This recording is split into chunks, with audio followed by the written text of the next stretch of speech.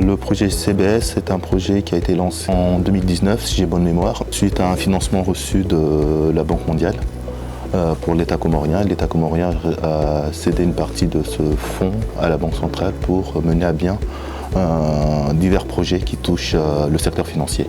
Donc le but global, c'est de moderniser le système national de paiement et bien sûr avec en ligne de mire accroître l'inclusion financière, améliorer les règlements pour donner aux différents outils de paiement une grande crédibilité. Donc au niveau de la Banque centrale, on a eu à participer à plusieurs comités. D'abord dans un premier comité qui a constitué d'abord avec la réception, on a accueilli des consultants de la Banque mondiale. Ils sont venus faire d'abord un premier diagnostic de nos systèmes d'information existants et de là établir un cahier des charges pour le futur système qui concerne d'abord la Banque centrale, donc qui est ce qu'on appelle ici maintenant le CBS, le Core Banking System intégré.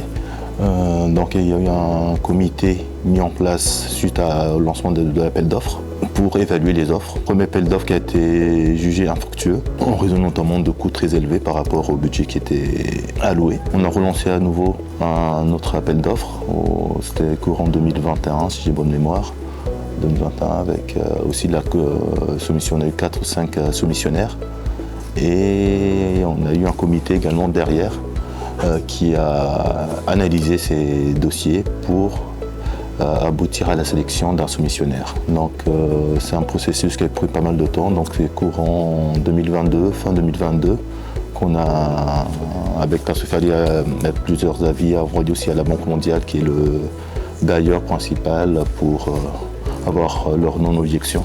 Ça fait partie de leur procédure.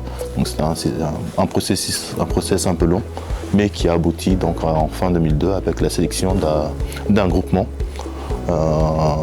qui était représenté par une société tunisienne qui s'appelle La Compagnie, mais qui utilise un logiciel qui s'appelle Temenos, donc en partenariat avec eux, et aussi d'autres partenaires, Bestway et Hightech, pour les autres équipements, parce qu'ils devaient fournir également d'autres supports, équipements pour mener à bien ce projet. Officiellement, le kick-off a été lancé en janvier 2023, avec un chronogramme assez précis. On avait 13 mois pour mener à bien ce projet. Donc des premières semaines disons, d'initialisation, de formation avec la société qui a été retenue.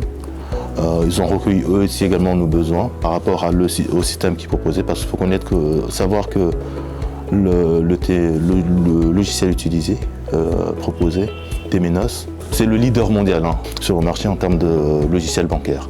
Donc c'est déjà un produit qui a fait ses preuves, qui est là, mais maintenant la spécificité aussi de ce produit, c'est qu'il permet de s'adapter en fonction de chaque contexte.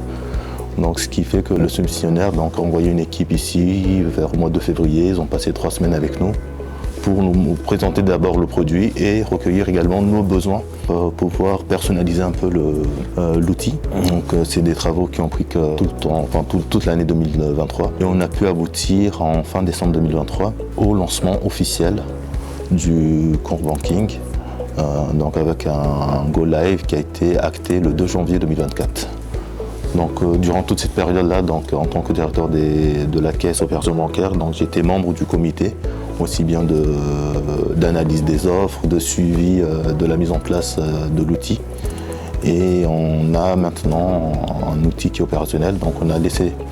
Il faut savoir aussi peut-être faire un petit comparatif, c'est qu'avant pour fonctionner, on avait plusieurs logiciels. On avait un logiciel de la caisse. On avait un logiciel pour tout ce qu'on appelle la compta ou les opérations bancaires. On avait un logiciel pour les ressources humaines, ainsi de suite. Donc il fallait créer des interfaces et des fois il y avait des petits bugs et c'était pas optimal. Donc le fait maintenant d'avoir un core banking intégré, parce que là maintenant tous ces éléments sont dans un même système et ils sont bien sûr interfacés entre eux et ça donne plus fluidité. Donc en termes de travail et de vision, disons, on a une plus grande visibilité. Voilà.